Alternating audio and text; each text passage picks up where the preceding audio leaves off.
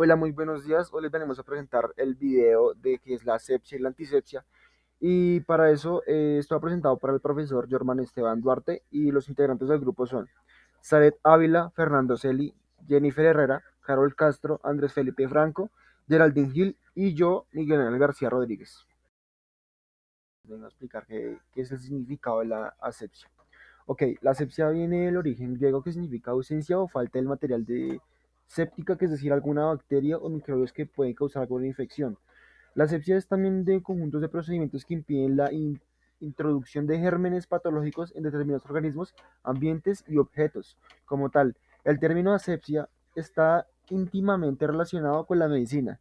La asepsia médica consiste en una serie de procedimientos o medidas en los centros clínicos y en los materiales para evitar la llegada de los microorganismos patógenos, transmisión de virus, etc. Por otra parte, y siguiendo el área médica, la asepsia quirúrgica es la estación de un determinado lugar, específicamente la sala quirúrgica, que evita infecciones al paciente. ¿Por qué es tan importante la asepsia? Ok, la asepsia es el personal calificado que participa en los procedimientos de asepsia y son buenas prácticas. Son de vital importancia en la prevención de cuadros infecciosos que representan riesgo de las personas que son sometidas a una cirugía, durante un proceso quirúrgico o un parto o la curación de una herida. Es normal que se realicen incisiones en la piel. Exponen capas internas de esta y sus órganos, vulnerables a la infección y a la contaminación, que pueden tener serias implicaciones para la salud de la persona intervenida. Los principales objetivos de la asepsia son evitar la introducción de microorganismos potencialmente peligrosos al interior del organismo, evitar la transmisión de microorganismos potencialmente patogénicos en la persona de la salud o al paciente y viceversa. Cuando un paciente adquiere una infección durante una estadía en espacios hospitalarios, por lo general se debe a contaminaciones provocadas por el mal procedimiento o descuido al personal encargado de su cuidado. Por esta razón, exigen algunas condiciones en tener en cuenta para conseguir y mantener la asepsia en los espacios destinados. Para este contexto quirúrgico, entre las medidas de tener en cuenta se encuentran los siguientes. Primero, la limpieza adecuada de las manos y la utilización permanente de guantes. Segundo, asegurarse que se utilizan siempre los implementos, instrumentos y materiales estériles durante la cirugía. Tercero, identificar y mantener separados los elementos estériles de los que no lo están. Hablar un poco sobre lo que es la asepsia. Bueno, la asepsia es minimizar el riesgo de infecciones o enfermedades por parte de gérmenes, de la bacteria, de virus y hongos. Esto pasa por un conjunto de procedimientos y técnica dirigido a lograr la ausencia de estos microorganismos, ya que estos procedimientos incluyen desde el lavado de manos u otros protocolos de actuación. Existen algunos tipos de asepsia, como la asepsia médica, que es la que se encarga de eliminar los patógenos que puedan causar reinfecciones una vez que haya sido eliminado del paciente. Contamos con unas acciones como aplicaciones de soluciones hidroalcohólicas y lavado de manos antes y después de entrar en contacto con el paciente.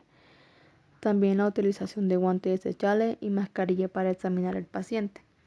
Tenemos otra asepsia, que es la asepsia quirúrgica, que tiene como objetivo evitar la entrada de patógenos durante los procedimientos invasivos.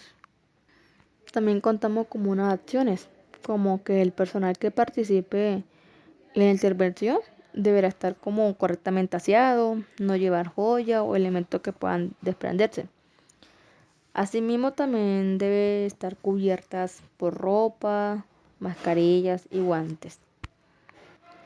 En el lugar de la intervención debe estar preparado y dispuesto para una intervención higiénica, utilizando gasas y sábanas.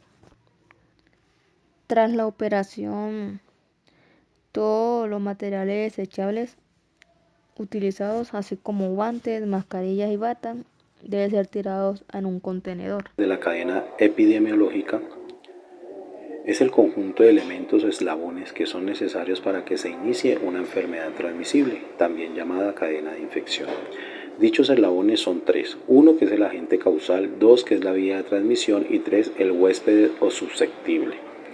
El agente causal o infeccioso es el primer eslabón de la cadena epidemiológica.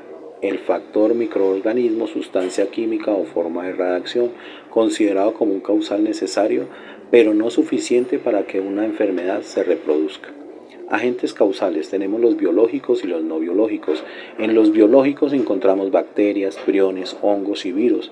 En los no biológicos encontramos dos que son los químicos y los físicos. En los adictivos, en los alimentos, en los fármacos y en los pesticidas. En los físicos como la calor, la luz, la radiación y los ruidos. Agentes biológicos son organismos vivos capaces de reproducir una infección o enfermedad en un ser humano y en los animales. Virus, bacterias, hongos, priones. En el agente no biológico son los químicos, adictivos, alimentos, fármacos, pesticidas, los físicos como la calor, el ruido y las radiaciones. El agente infeccioso, por causal de la enfermedad en el hombre, se llama patógeno. Reservorio es el habitante natural que vive y se multiplica y crece en un agente infeccioso. La vía o mecanismo de transmisión, según el eslabón de la cadena, consiste en la propagación del agente infeccioso a través del ambiente de vectores, los insectos que llevan al agente infeccioso de una persona a otra o de otra persona, es decir, la forma en que el agente infeccioso se transmite del reservorio al huésped. Vía o mecanismo de transmisión tenemos dos, que es la directa y la indirecta. Gotas de fluidos, contactos directos, fomites, vectores y aire. Transmisión directa, también llamada transmisión de persona a persona, consiste en la transferencia directa del agente infeccioso en una puerta de entrada para que la infección se pueda llevar a cabo. La transmisión directa se produce cuando una persona infectada canta, estornuda, escupe, habla y tose. Gotas y fluidos se penetran en las conjuntivas, en las membranas mucosas de otra persona y por contacto directo al tocar, besar y tener relaciones sexuales.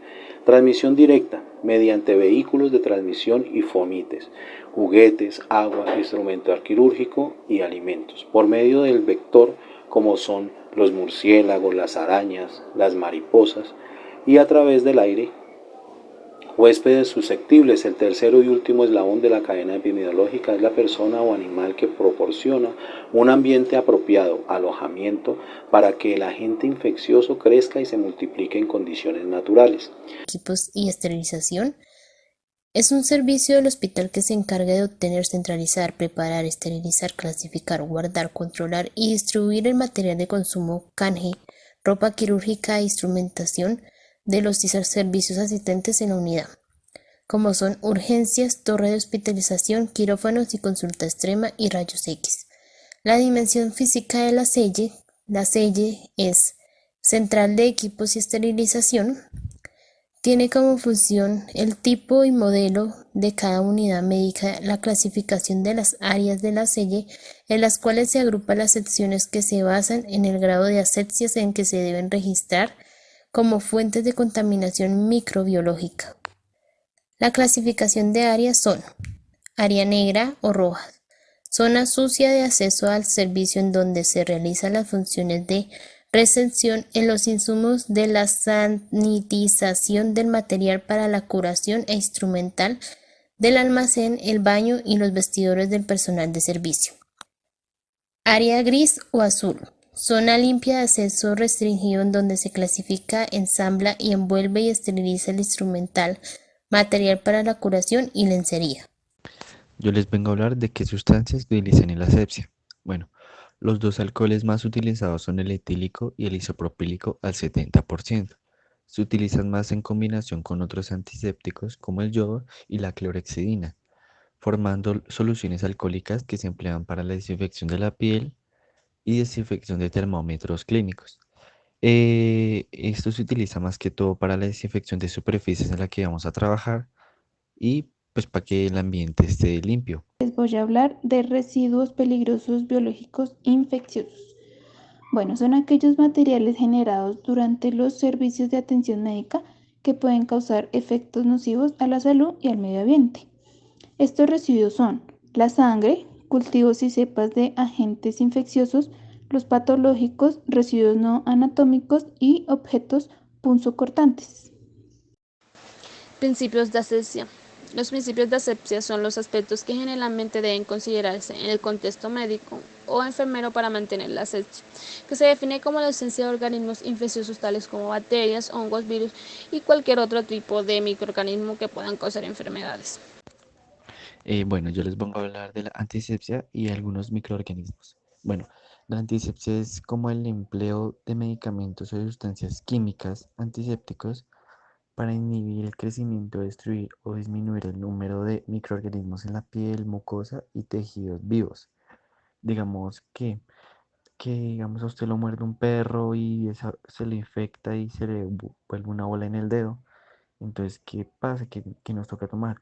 Algún medicamento desinflamatorio, eh, echarnos alcohol,